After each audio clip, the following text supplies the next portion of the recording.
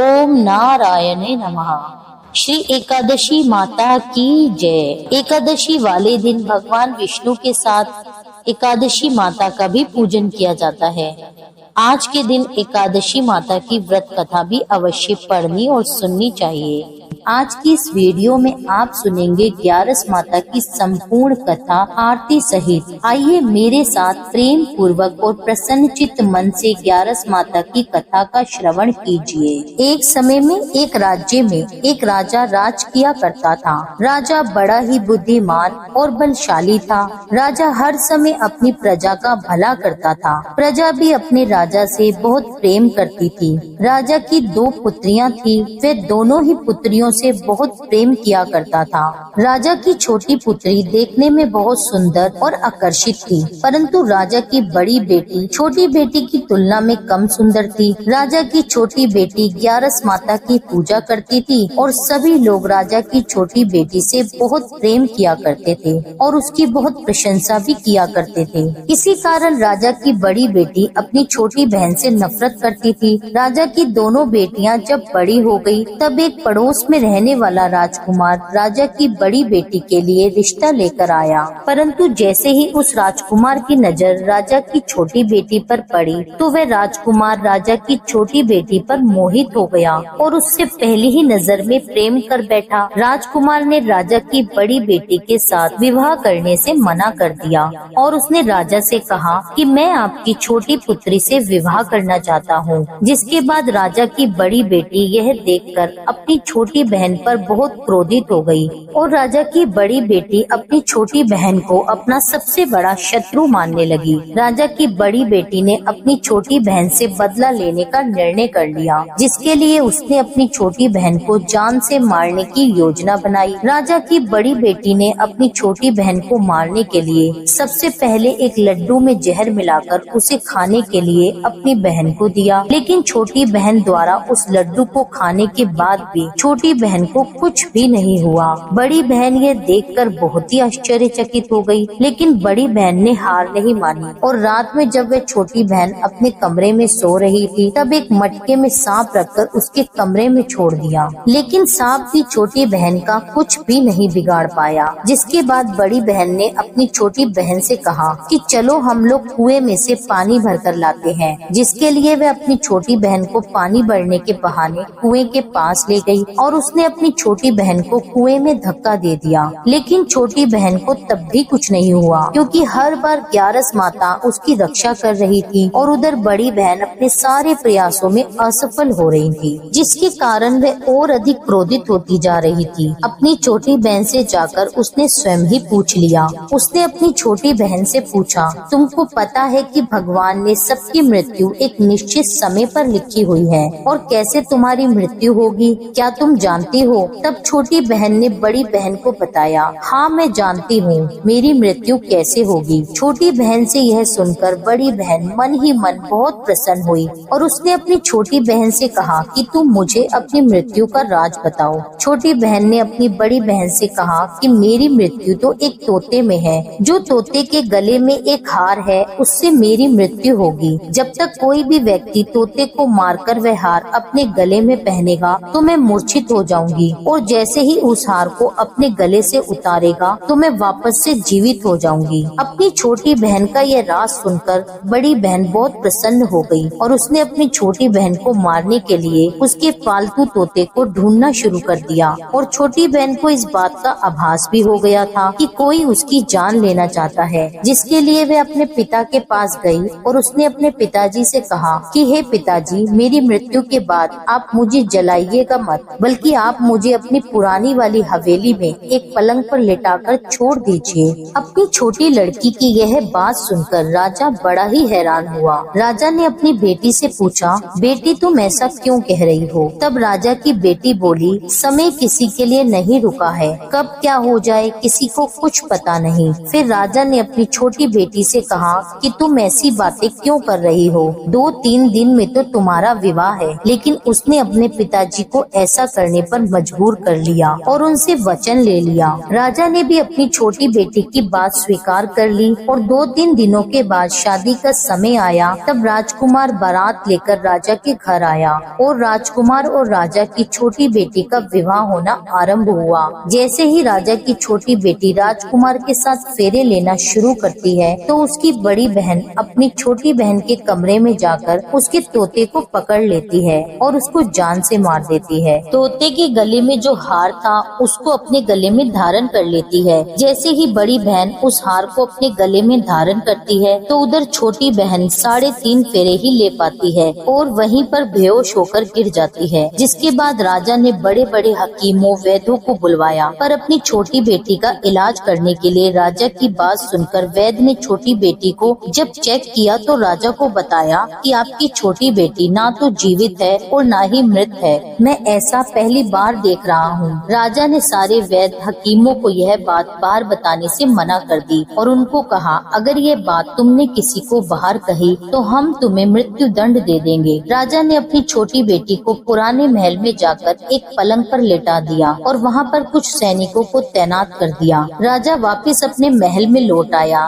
राजा की बड़ी बेटी अपने पिताजी के पास आई और कहने लगी, पिताजी, अगर ये शादी संपन्न नहीं हुई तो आपकी इज्जत का क्या होगा? आप कहें तो मैं आपकी इज्जत बचाने के लिए राजकुमार से विवाह करने के लिए तैयार हूँ। जिसके बाद राजा ने अपनी बड़ी बेटी की बात मान ली और राजा ने अपनी बड़ी बेटी को छोटी बेटी का जोड़ा पहनाकर विवाह मंडप में बिठा दिया। परंतु राजकुमार ये जान गया कि ये राजा की छोटी बेटी नहीं है बल्कि ये राजा की बड़ी बेटी है। लेकिन जब राजकुमार ने विवाह करने से मना किया तो सभी लोगों ने राजकुमार को विवश करके बचे हुए फेरों को संपन्न करा दिया और विवाह करवा दिया। जिसके बाद राजकुमार राजा की बड़ी बेटी को अपने साथ महल में ले गया। अब राजकुमार राजा की बड़ी बेटी से न तो बात किया करता था और न ही उसको पसंद करता था। राजकुमार ने ये फैसला लिया था कि वह अपनी प्रेमिका को ढूंढ कर रहेगा और यह जान कर रहेगा कि उसके साथ क्या हुआ है। एक दिन राजकुमार अपने घोड़े पर सवार होकर राजा के पुराने महल के पास पहुंच गया, जहां पर उसने कुछ सैनिकों को देखा। महल के पास पहुंचकर राजकुमार ने ध्यान से देखा तो वह समझ गया कि यह तो हमारे ससुर जी का महल है। तब राजकुमार ने सैनिकों से पूछा कि तुम लोग यहाँ क्या कर रहे हो और इस महल के अंदर उस पलंग पर कौन लेटा है? जिसके बाद सैनिकों ने बताया कि यहाँ पर राजा की छोटी बेटी है। यह सुनकर राजकुमार बहुत ही प्रसन्न हुआ और वह तुरंत अपनी प्रेमिका के पास पहुँच गया और उसकी सेवा करने लगा। जैसे ही रात हुई तो राजा की छोटी बेटी उठकर खड़ी हो गई। राजकुमार ये देखकर बहुत खुश हो गया और उसने उससे पूछा कि तुम यहाँ क्या कर रही हो? तुम मेरे साथ मेरे महल में चलो। राजा की छोटी बेटी ने राजकुमार को सारी बातें बता दी कि मेरी जान एक तोते में बसी थी और मैंने यह बात सिर्फ अपनी बड़ी बहन को बताई थी और मैं जानती हूँ कि उसने ही मुझे मारने का प्रयास किया है। उसके पास एक हार है जिसको वह सुबह पहन लेती है और शाम में उतार देती है। जब तक वह हार सुबह के समय पहनी रहती है तब तक मैं मूर्छित रहती हूँ और जैसे ही वह हार को उतार देती है तो मैं जीवित हो जाती हूँ और जब तक मेरी बड़ी बहन के पास वह हार है तब तक मैं ऐसे ही जीवित और मूर्छित होती रहूंगी। अगर मेरी बड़ी बहन के पास जो हार है वह मेरे हाथ में लग जाए तो मैं हमेशा के लिए जीवित हो जाऊंगी। राजकुमार ने यह बात सुनकर राजा की छोटी बेटी के पास रहने का निश्चय कर लिया और उसने बचे हुए सारे फेरे उस पलंग में लेटी राजा की छोटी बेटी के साथ लिए और अपना विवाह उसके साथ पूर्ण कर लिया और वहीं पर रहने लगा। देखते ही देखते कुछ समय बाद राजा की छोटी बेटी और राजकुमार की पत्नी गर्भवती हो गई। एक बार राजकुमार को किसी काम से बाहर जाना पड़ा। तब छोटी बेटी के पेट में बहुत तेज दर्द होने लगा, जिसके बाद उसने ग्यारस माता का आह्वान किया। उसी समय वहाँ पर ग्यारस माता प्रकट हुई और उन्होंने अपने भक्त के दर्द को दूर किया और उसे एक पुत्र की प्राप्ति हुई। उसी समय वहाँ पर अचानक से राजकुमार भी आ पहुँचा। राजकुमार ने जब ग्यारस माता को देखा तो वह आश्चर्यचकित हो गया और उसने तुरंत माता को प्रणाम किया और ग्यारस माता ने राजकुमार से कहा, जब तुम्हारा ये पुत्र 5 वर्ष का हो जाए तब तुम अपनी पत्नी का हार लाकर इसके गले में डाल देना। और देखते ही देखते राजकुमार और राजा की छोटी बेटी का पुत्र 5 वर्ष का हो गया। तो राजकुमार अपने बेटे से कहता है कि बेटा, मैं कुछ काम से बाहर जा रहा हूँ, तुम अपनी माता माता का ध्यान रखना। और यह कहकर वहाँ से चला गया। राजा को बाहर निकलता देखकर बड़ी बहन के सैनिक देख लेते हैं और बड़ी बहन को जाकर सारी बातें बता देते हैं। जिसके बाद बड़ी बहन अपनी छोटी बहन के पुत्र को वहाँ से उठवा लेती है और उसको मरवा देती है। अपनी छोटी बहन के बेटे के 2 टुकड़े करवा देती है। पहला टुकड़ा चक्की के पास छुपा देती है और दूसरा टुकड़ा अपने पलंग के नीचे रख देती है। अब ग्यारस माता भिखारन का रूप लेकर आती हैं। एक भिखारन का रूप धारण कर बड़ी बहन के यहाँ भिक्षा मांगने लगती हैं। बड़ी बहन अपने नौकरों से कहती है कि जाओ उसको भिक्षा दे दो। लेकिन जैसे ही नौकर ग्यारस माता को भिक्षा देने के लिए आते हैं तो माता उनसे भिक्षा लेने के लिए मना कर देती है और कहती है कि जाओ मैं तुम्हारी महारानी से ही भिक्षा लूंगी। जिसके बाद बड़ी बहन स्वयं भिक्षा देने के लिए माता के पास आती है। तब माता एक बिल्ली का रूप लेकर उसके कमरे में चली जाती है और वहाँ पर छोटी बेटी के पुत्र के 2 टुकड़ों को आपस में जोड़ देती है और उसे जीवित कर देती है। उसे वहाँ से ले जाती है। राजकुमार अपने पुत्र को लेकर अपनी पत्नी के पास जाता है और उससे कहता है कि तुम इसका ध्यान रखना। अगर तुम इस बच्चे का ध्यान अच्छे से रखोगी तो मैं तुमसे बात करूँगा। एक दिन राजकुमार अपने पुत्र से कहता है कि तुम मम्मी के गले का हार मांग लो। जिसके बाद राजकुमार का बेटा मम्मी के पास जाकर कहता है कि मम्मी मुझे तुम्हारा हार चाहिए। यह सुनकर पहले तो बड़ी बहन बहुत ही क्रोधित होती है। फिर उसको ये याद आता है कि राजकुमार ने कहा था अगर मैं इस बच्चे का ध्यान अच्छे से रखूंगी तो वह मुझसे बात करेंगे। जिसके कारण वह हार उस बच्चे को दे देती है और वह तुरंत हार ले जाकर अपने पिताजी को दे देता है। और तभी राजकुमार अपने बेटे को लेकर वहाँ से जाने लगता है तो उसकी पत्नी से कहता है कि तुम हमारे लिए खाना बनाकर रखना, मैं शाम को आकर तुम्हारे साथ खाना खाऊंगा। और वह अपने बेटे को लेकर वहाँ से चला जाता है और वह राजा के पास जाकर सारी बात राजा को बता देता है। राजा अपनी बड़ी बेटी की इस करतूत को सुनकर बहुत ही क्रोधित होते हैं और अपनी परवरिश पर शर्मिंदा होते हैं और दोष देने लगते हैं और राजकुमार को अपनी छोटी बेटी के साथ रहने का आदेश देते हैं। इस प्रकार ग्यारस माता और एकादशी माता की कृपा से राजकुमार और राजकुमारी खुशी खुशी अपना जीवन व्यतीत करते हैं। बोलिए ग्यारस माता की जय। हे ग्यारस माता, जिस प्रकार अपने राजकुमार और राजकुमारी के परिवार की रक्षा करी, उसी प्रकार से कथा कहने, सुनने और हुंकारा भरने वाले सभी के परिवारों की रक्षा करना। एकादशी माता की कथा। ओम जय एकादशी माता, जय एकादशी माता। विष्णु पूजा व्रत को धारण कर शक्ति मुक्ति पाता। ओम जय एकादशी माता, तेरे नाम गिनाऊं देवी, भक्ति प्रदान करनी, गण गौरव की देनी माता, शास्त्रों में वरनी। ओम जय एकादशी माता। मार्गशीर्ष के कृष्ण पक्ष की उत्पन्ना, विश्व तारिणी जन्मी, शुक्ल पक्ष में हुई मोक्षदा, मोक्षदाता बन आई। ओम जय एकादशी माता। पोष के कृष्ण पक्ष की सफला नामक है, शुक्ल पक्ष में होए पुत्रदा, आनंद अधिक रहे। ओम जय एकादशी माता।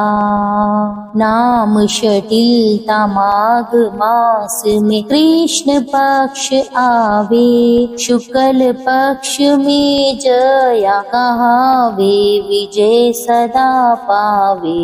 ओम जय एकादशी माता। विद्या फागुन कृष्ण पक्ष में शुक्ला आमल की, पाप मोचनी कृष्ण पक्ष में चैत्र महाबली की। ओम जय एकादशी माता। चैत्र शुक्ल में नाम कामदा, धन देने वाली, नाम वरुथिनी कृष्ण पक्ष में वैशाख महावाली। ओम जय एकादशी माता। शुक्ल पक्ष में होए मोहिनी अपरा ज्येष्ठ कृष्ण पक्षी, नाम निर्जला सब सुख करनी शुक्ल पक्ष रखी। ओम जय एकादशी माता। योगिनी नाम आषाढ़ में जानो कृष्ण पक्ष करनी, देवशयनी नाम कहायो शुक्ल पक्ष धरनी। ओम जय एकादशी माता। कामिका श्रावण मास में आवे कृष्ण पक्ष कहिए, श्रावण शुक्ला होए पवित्र आनंद से रहिए। ओम जय एकादशी माता। अजाभाद प्रद कृष्ण पक्ष की परिवर्तनी शुक्ला, इंदिरा आश्विन कृष्ण पक्ष में व्रत से भव सागर निकला। ओम जय जय एकादशी माता। पंपकुशा है शुक्ल पक्ष में आप हरनहारी, रमा मास कार्तिक में आवे सुखदायक भारी। ओम जय जय एकादशी माता। देवोत्थानी शुक्ल पक्ष की दुख नाशक मैया, पावन मास में करु विनती पार करो नैया। ओम जय एकादशी माता। परमा कृष्ण पक्ष में होती जन मंगल करती, शुक्ल मास में होए पद्मिनी दुख दरिद्र हरणी। ओम जय एकादशी माता। जो कोई आरती एकादशी की भक्ति सहित गावे, जन गुरुदिता स्वर्ग का वासा निश्चय वह पावे। ओम जय एकादशी माता। यह थी एकादशी माता की संपूर्ण कथा और आरती सहित। उम्मीद करती हूँ यह वीडियो आपको पसंद आया होगा। कथा अच्छी लगी हो तो इसके लिए मेरे चैनल को सब्सक्राइब कर लीजिए। वीडियो को लाइक करके कमेंट में लिख दीजिए 11 माता की जय। मिलती हूँ आपसे एक अगली वीडियो में, तब तक के लिए जय श्री राधे।